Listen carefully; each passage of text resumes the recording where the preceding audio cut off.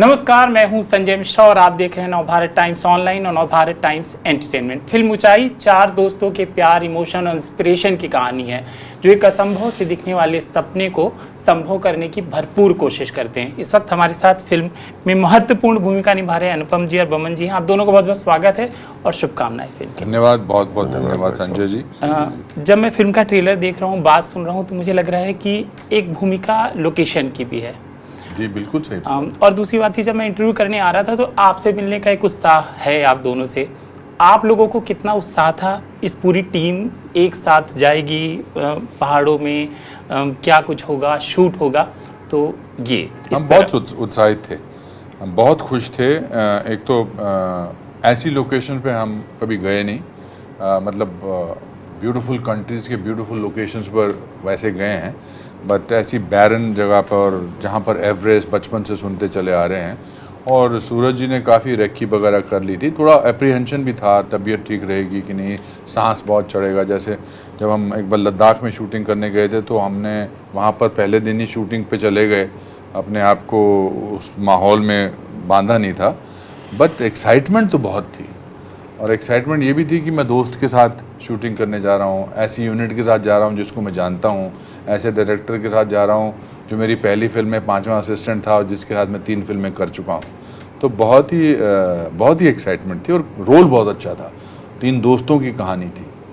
Sir, आप इनकार कर रहे थे, लेकिन जब सब कुछ हो गया, साइन हो गया, तो किस तरह का एक्साइटमेंट था, क्या कुछ मन में चल रहा था? क्योंकि एक ऐसी जगह थी, मतलब ऐसी जगह जाना और उसके बारे में बहुत रोमांचक होता है। मैं मतलब इनकार नहीं किया था, मैंने पहले तो क्लियर कर, मैंने इनकार नहीं किया। दूसरी बात कि जाने के लिए मतलब हमें कोई डर नहीं था, हमें डर नहीं था, इनफैक्ट एक्साइटमेंट थी। जब मुझे याद है, मुझे लगता है कि 7 बजे की फ्लाइट या 8 बजे की फ्लाइट थी और सुबह हमारे सुबह साहब है, आप 3 घंटे पहले आ जाइए।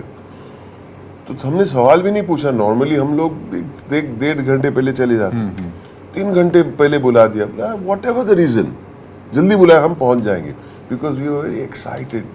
ये जर्नी और चार्टर्ड फ्लाइट थी यहाँ से, चार्टर्ड फ्लाइट, फिर भी हमको जल्दी बुलाया ना। पूरा सिर्फ हमारा यूनिट था एयर इंडिया की फ्लाइट में, गांव वाले पीछे बैठे हुए थे और हम लोग आगे बैठे हुए थे। He's cracking the joke for this.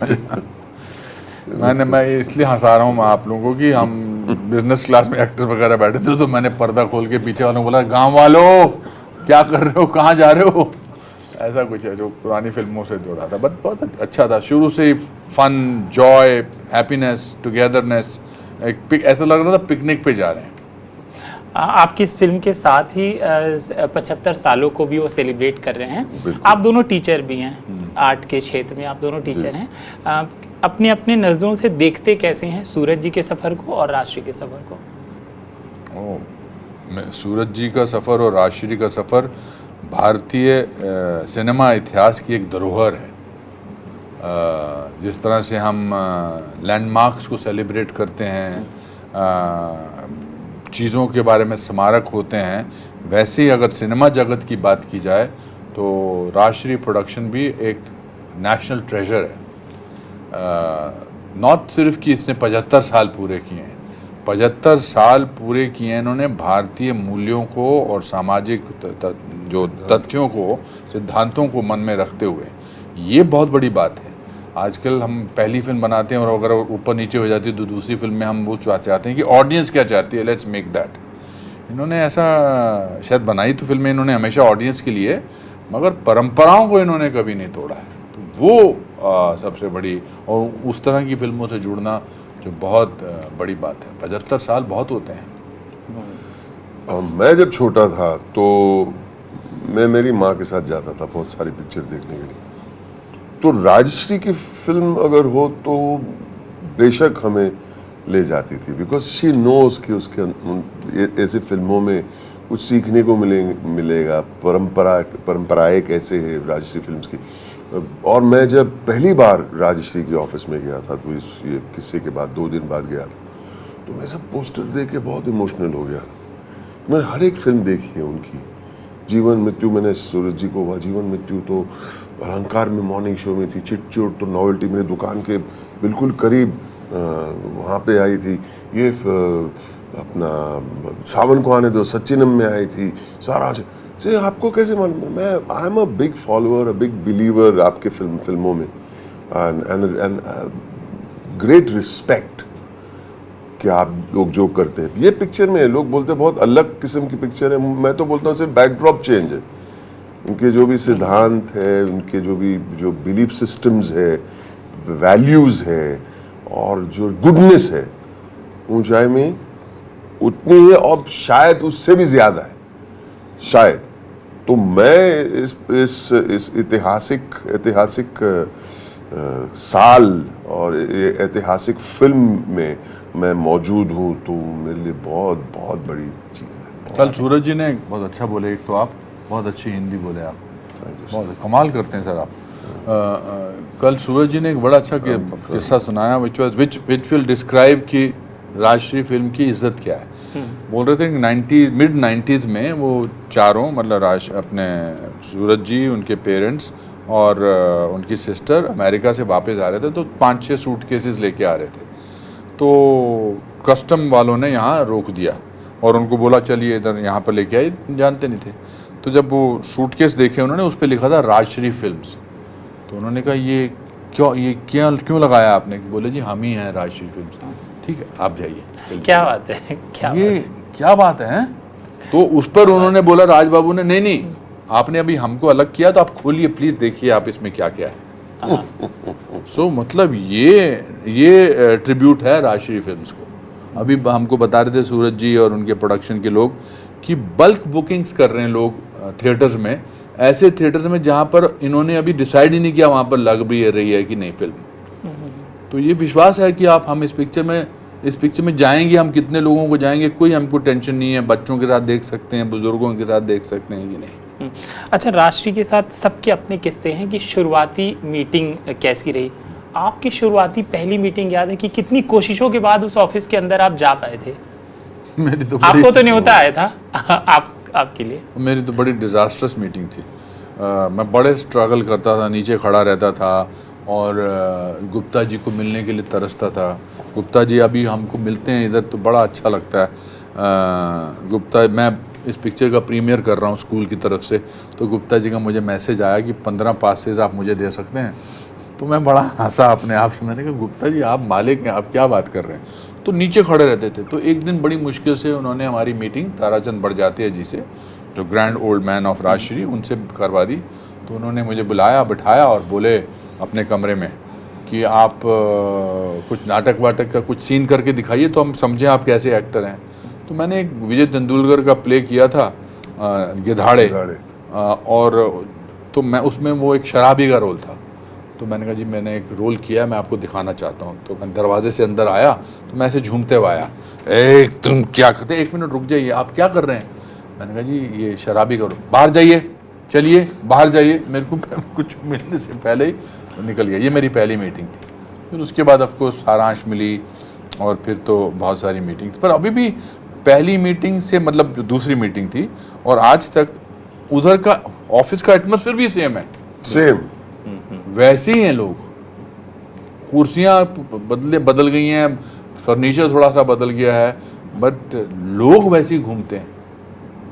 आपने कोशिश की थी पहले, मतलब ये तो न्योता था, आप कभी दरवाजा खटखटाए थे? और नहीं, सच्ची बोलूं नहीं खटखटाया। ये बहुत अच्छे, आपको तो वैसे ही मिलना चाहिए था, जो भी रोल मिल जाए उनको, बड़ा अच्छी बात। उन्होंने 1-2 बार फोन भी किया था, लेकिन डेट्स नहीं थे उस वक्त मेरे पास। आपका पहले से ही चल रहा है। क्या लकी आप, मैं जिनसे भी बात करूं सब बोल रहे थे कि हम बिल्कुल तरसते थे, तड़पते थे कि हमको एक बार मुलाकात हो जाए, हमारा फोटो पहुंच जाए। बिकॉज वो जेन्युइन लोग थे ना, वो जेन्युइन लोगों को, एक्टर्स को काम दे। और उनका, राजबाबू का फिलॉसफी थी कि नए लोग अपनी किस्मत लेकर आते हैं और अगर हम उनकी हेल्प करें तो हमारे लिए ये हमारे लोग हो जाएंगे। अब कितने बड़े स्टार्स को उन्होंने, कितने लोगों को उन्होंने ब्रेक दिया है। और एक ही ऐसा प्रोडक्शन हाउस था जहाँ पर आप कौन हैं ये नहीं पूछा जाता था, आप क्या हैं और क्या करते हैं वो सबसे बड़ी बात थी। फिल्म का म्यूजिक भी बहुत खूबसूरत है, बहुत लोगों को पसंद आ रहा है। बहुत अच्छा म्यूजिक है। आप गाते भी हैं और खूब गा भी रहते हैं अभी। नहीं वो कोई आप गाना हो। सुनाइए एक गाना नहीं, और नहीं, सर नहीं, देंगे वो मजाक। साथ। या आपका फेवरेट गाना कौन सा है? मैं तो बाथरूम में जाता हूँ तो जिंदगी जो आप बाथरूम में नहीं, वो नहीं गा चिल्ला रहे सकता, थे, नहीं, जिंदगी नहीं। को हाँ खेती कर दे, को। वो तो नहीं, कान को हाथ मत लगाइए, आपका दिल कर रहा है तो आप लगाइए। मगर लेकिन अरे वो जिंदगी वो को हाथ नहीं कर दे, वो बहुत इमोशनल हो जाता हूँ गाने से, बहुत ही।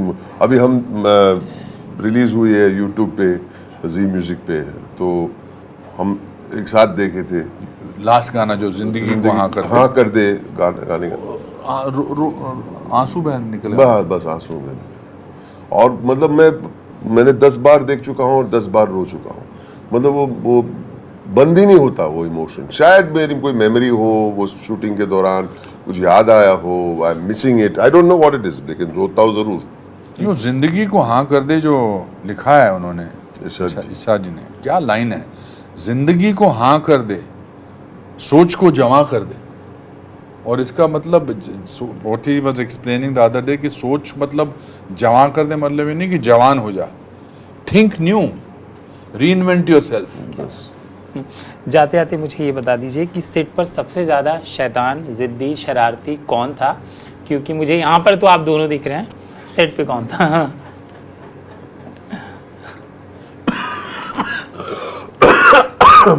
मैं था जी, मैं जो भी कुछ था मैं ही था। आप नहीं थे? I think, I don't know आपका क्या मतलब है शैतान से। जिंदा दिल हम दोनों थे। मतलब हम सबसे ज्यादा नॉइज और आवाज हम ही बनाते हैं। हाँ, हम सबसे यंगेस्ट फील वाइज हम ही थे। हम कहते ना वो जिंदगी को हाँ कर दी है हाँ, हमने हाँ कर दिया। क्या बात है, क्या बात है। हमसे बात करने के लिए बहुत बहुत शुक्रिया और ढेर सारी शुभकामनाएं एक बार फिर से। आपकी अपनी बात दिल की दर्शकों से सीधी। मेरे प्यारे दर्शकों, ऊंचाई जो है वो बड़े पर्दे पर देखना, OTT पे आने का वेट मत करना। आप भी अपनी ज़िंदगी को हाँ कर दीजिए, सोच को जमा कर दीजिए। ये फिल्म राजश्री की 75वें साल में 60वीं फिल्म है और आपके या आपके पिताजी के या आपके दादाजी के या आपके परदादा जी की पीढ़ी में जिसने भी राजश्री की फिल्म देखी है, आप उनसे शर्त लगा सकते हैं कि उनकी हर फिल्म उन्हें अच्छी लगी है। कृपया देखिए ऊंचाई, 11 नवंबर 2022 को रिलीज हो रही है बड़े पर्दे पर। बड़े पर्दे। और दूसरी बात, बेशक देखिए OTT पे, बेशक देखिए टीवी पे, लेकिन 4-5 बार बड़े पर्दे पे पहले देखिए, फिर बाद में तो आप देखते ही जाएंगे जिंदगी भर। यही बात है। Super, thank you sir.